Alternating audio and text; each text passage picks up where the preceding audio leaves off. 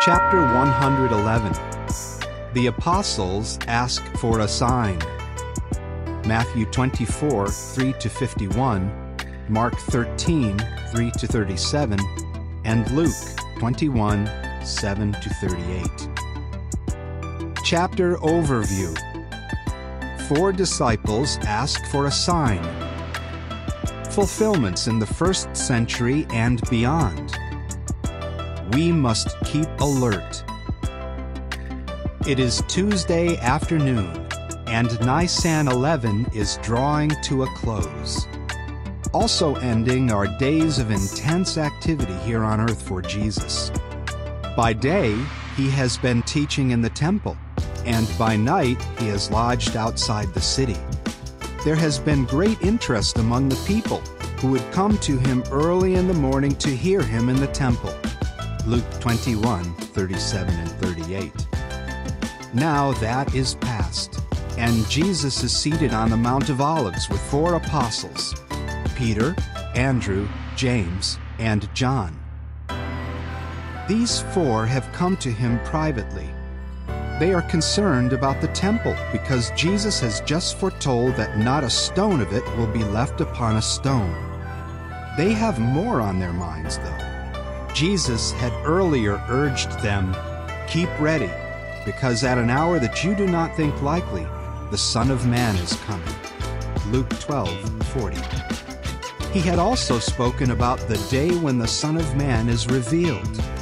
Luke 17:30. Are those comments somehow related to what he just said about the temple? The apostles are very curious. "Tell us," they say, "when will these things be? And what will be the sign of your presence and of the conclusion of the system of things?" Matthew 24:3. They may have in mind the end of the very temple that they can see not far away. Also, they ask about the presence of the Son of Man. They may recall that Jesus gave an illustration about a man of noble birth who traveled to secure kingly power and then to return. Luke 19:11 and 12. And finally, they wonder what the conclusion of the system of things will involve. In his detailed response, Jesus provides a sign that identifies when the existing Jewish system of things, including its temple, will end. But he provides more.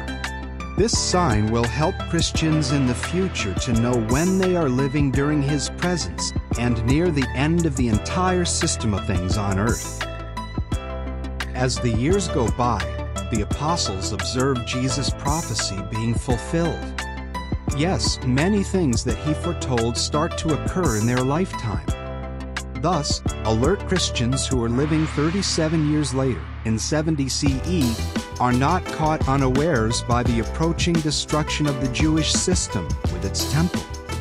However, not all that Jesus foretells actually takes place in the period leading up to and including 70 CE. Hence, what will yet mark his presence in kingdom power? Jesus reveals the answer to the apostles. Jesus foretells that there will be wars and reports of wars, and that nation will rise against nation and kingdom against kingdom. Matthew 24:6 and 7. He also says that there will be great earthquakes, and in one place after another food shortages and pestilences. Luke 21:11. Jesus warns his disciples, "People will lay their hands on you and persecute you." Luke 21:12.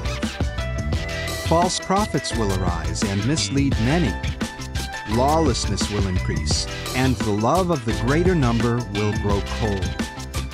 Additionally, he says that the good news of the kingdom will be preached in all the inhabited earth for a witness to all the nations, and then the end will come. Matthew 24:14. Although Jesus' prophecy is fulfilled in some respects prior to and during the destruction of Jerusalem by the Romans, might Jesus be including a later, larger fulfillment? Do you see the evidence that Jesus' momentous prophecy has been undergoing its major fulfillment in modern One thing that Jesus includes in the sign of his presence is the appearance of the disgusting thing that causes desolation. Matthew 24:15. In 66 CE, this disgusting thing appears in the form of the encamped armies of Rome, with their idolatrous standards or ensigns. The Romans surround Jerusalem and undermine some of its walls. Thus, the disgusting thing is standing where it ought not, in what the Jews consider a holy place. Jesus further foretells, "There will be great tribulation, such as has not occurred since the world's beginning until now. No, nor will occur again." In 70 CE, the Romans destroy Jerusalem. That destructive conquest of the Jews' holy city, including its temple, proves to be a great tribulation, with many thousands being killed. Matthew 24:21. It is far greater than any destruction the city and the Jewish people have ever experienced, and it brings to an end the organized system of worship that the Jews had followed for centuries. Accordingly, any later, larger fulfillment of Jesus' prophetic words is certain to be horrific. Confidence during the foretold days. Jesus' discussion with his apostles regarding the sign of his presence and kingdom power and of the end of the system of things is far from over. He now warns them about chasing after false Christs and false prophets. Attempts will be made, he says, to mislead, if possible, even the chosen ones. Matthew 24:24. But these chosen ones will not be misled. False Christs can make only a visible appearance. In contrast, Jesus' presence will not be visible. Referring to a larger tribulation that would break out at the end of the present system of things, Jesus says, "The sun will be darkened, and the moon will not give its light, and the stars will fall from heaven, and the powers of the heavens will be shaken." Matthew 24:29. The apostles, hearing those chilling words, do not know exactly what will occur, but it certainly will be awesome. How will these shocking events affect mankind? Jesus says, "People will become faint out of fear and expectation of the things coming upon the inhabited earth, for the powers of the heavens will be shaken." Luke 21:26. Indeed, Jesus is describing what will be the darkest period of human existence. Encouragingly, Jesus makes it clear to the apostles that not all will be lamenting when the Son of Man comes with power and great glory. He had already indicated that God will intervene on account of the chosen ones. Matthew 24:22. So how should such faithful disciples react to the shocking developments that Jesus is outlining?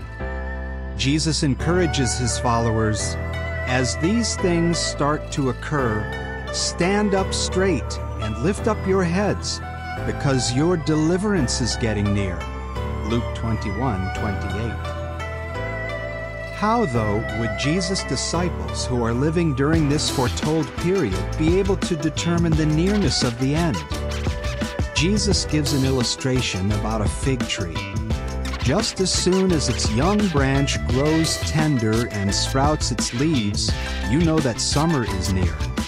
Likewise also you, when you see all these things, know that he is near at the doors. Truly I say to you that this generation will by no means pass away until all these things happen. Matthew 24:32-34. Thus, when his disciples see the many different features of the sign being fulfilled, they should realize that the end is near. Admonishing the disciples who will be alive during that momentous period, Jesus says, "Concerning that day and hour nobody knows, neither the angels of the heavens nor the Son, but only the Father. For just as the days of Noah were, so the presence of the Son of Man will be. For as they were in those days before the flood, eating and drinking, men marrying and women being given in marriage, until the day that Noah entered into the ark, and they took no note until the flood came and swept them all away, so the presence of the Son of Man will be. Matthew 24:36-39. The event that Jesus uses as a parallel, the historic flood of Noah's day, had a global impact. The apostles listening to Jesus on the Mount of Olives must undoubtedly recognize the need to keep alert. Jesus says, "Pay attention to yourselves, that your hearts never become weighed down with overeating and heavy drinking and anxieties of life, and suddenly that day be instantly upon you as a snare. For it will come upon all those dwelling on the face of the whole earth. Keep awake then, all the time making supplication that you may succeed in escaping all these things that must occur, and in standing before the Son of Man." Luke 21:34-36. Jesus is once again showing that what he is foretelling is not of limited scope. He is not prophesying about events that would occur in a few decades and that would affect only the city of Jerusalem or the Jewish nation. No, he is pointing to developments that will come upon all those dwelling on the face of the whole earth. He says that his disciples will need to keep alert, to be on the watch, and to be ready. Jesus underscores this warning with another illustration. Know one thing, if the householder had known in what watch the thief was coming, he would have kept awake and not allowed his house to be broken into. On this account, you too prove yourselves ready, because the Son of Man is coming at an hour that you do not think to be it. Matthew 24:43-44. Jesus goes on to give his disciples reason for optimism. He assures them that when his prophecy is being fulfilled, there will be a slave who is alert and active. Jesus draws on a situation that the apostles can readily picture. Who really is the faithful and discreet slave whom his master appointed over his domestics to give them their food at the proper time? Happy is that slave if his master on coming finds him doing so. Truly I say to you, he will appoint him over all his belongings. If, though, the slave develops an evil attitude and mistreats others, the master will punish him with the greatest severity. Matthew 24:45-51, and Luke 12:45-46. However, Jesus is not saying that a group of his followers will develop an evil disposition. What then is the lesson that Jesus wants to impress upon his disciples? He wants them to stay alert and active, as he makes clear in yet another illustration. Questions for review. What prompts the apostles to ask about future events? But what else do they apparently have in mind? When does Jesus' prophecy start to be fulfilled, and how? What are some conditions that are to mark Christ's presence? How does a disgusting thing appear, and what events follow its appearance? How will people react when they witness the fulfillment of Jesus' prophecy?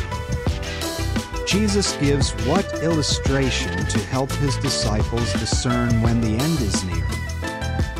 What indicates that the fulfillment of Jesus' prophecy is global? What admonition does Jesus provide for his disciples living near the end of the system of things?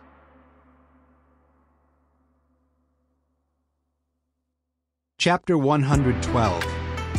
A lesson in vigilance. The virgins. Matthew 25:1-13.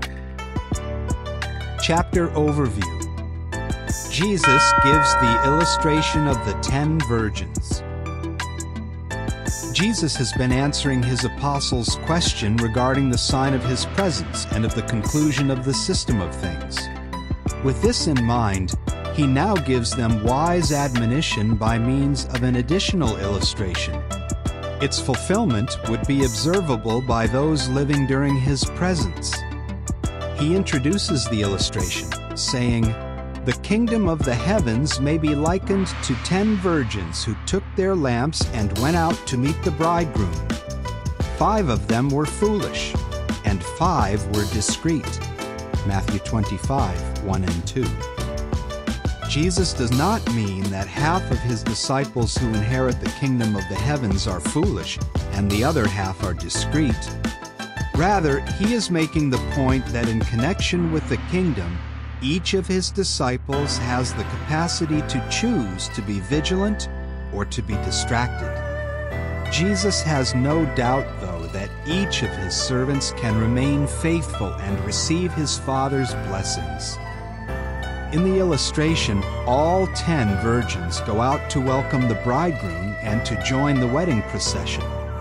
When he arrives, the virgins will light the route with their lamps, honoring him as he brings his bride to the house prepared for her. How do things work out, though? Jesus explains, "The foolish took their lamps but took no oil with them, whereas the discreet took oil in their flasks along with their lamps. While the bridegroom was delaying, they all became drowsy and fell asleep." Matthew 25, 3-5. The bridegroom does not arrive as soon as expected. There seems to be a long delay, during which the virgins fall asleep. The apostles may recall what Jesus related about a man of noble birth who went away and eventually got back after having secured the kingly power. Luke 19, 11-15. In the illustration of the 10 virgins, Jesus describes what happens when the bridegroom finally arrives. Right in the middle of the night there was a shout, "Here is the bridegroom! Go out to meet him!" Matthew 25, 6. What is the situation of the virgins as to their preparedness and vigilance? Jesus continues, "Then all those virgins got up and put their lamps in order. The foolish said to the discreet, 'Give us some of your oil, because our lamps are about to go out.' The discreet answered, saying, 'Perhaps there may not be enough for both us and you. Go instead to those who sell it and buy some for yourselves.' Matthew 25, 7-9. So the 5 foolish virgins are not vigilant and are not prepared for the arrival. Hey guys, it's Brent. Thanks for watching. Make sure you subscribe and like this video.